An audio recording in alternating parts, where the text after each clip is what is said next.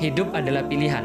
Kita yang sekarang harus kita akui adalah hasil pilihan-pilihan kita di masa yang lalu. Dan kita ke depan adalah hasil daripada pilihan yang sekarang.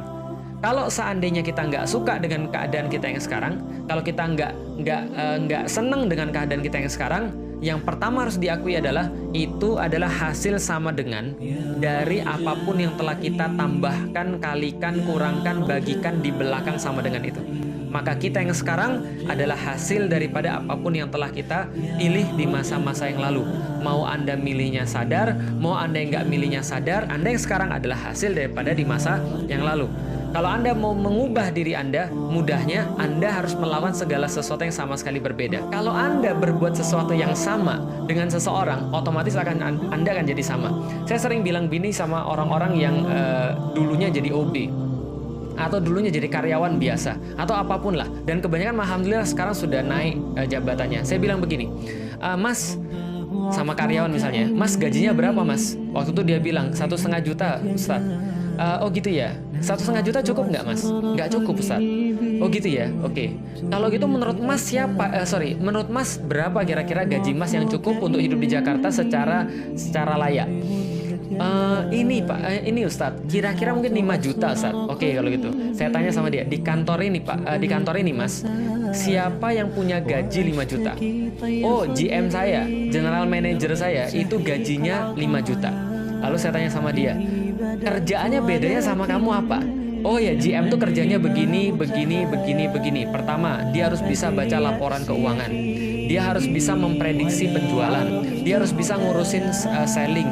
Dia juga harus bisa ngurusin pekerjaan-pekerjaan umum, kesekretariatan. Dia harus punya pemahaman begini. Dia jelasin semua. Oh, berarti job desk-nya ini semua aja? Iya Mas, iya Ustadz, ini job desk-nya.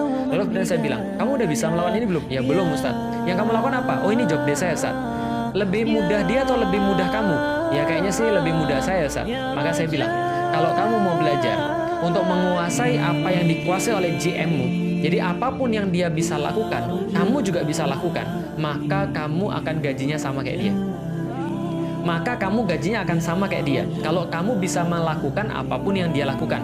Ustadz, kalau seandainya gajinya nggak sama juga Ustadz, akan ada bos dari perusahaan yang lain yang bisa melihat apa yang Anda lakukan, dan dia akan melihat bahwa Anda underpaid, Anda dibayar dengan sangat murah sekali untuk kemampuan yang hebat seperti itu, dan dia akan ngambil Anda untuk jadi karyawan dia.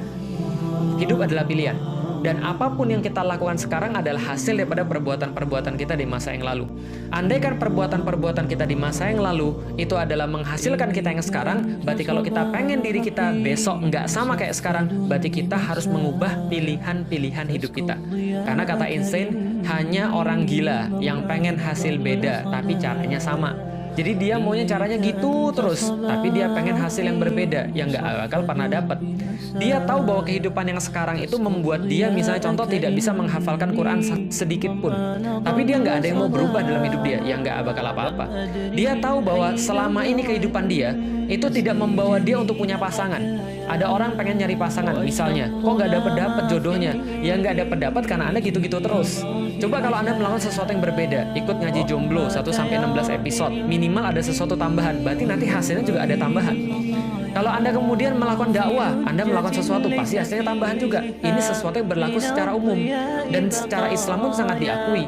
Maka secara Islami, orang yang pengen hasil yang istimewa pasti melakukan hal-hal yang istimewa.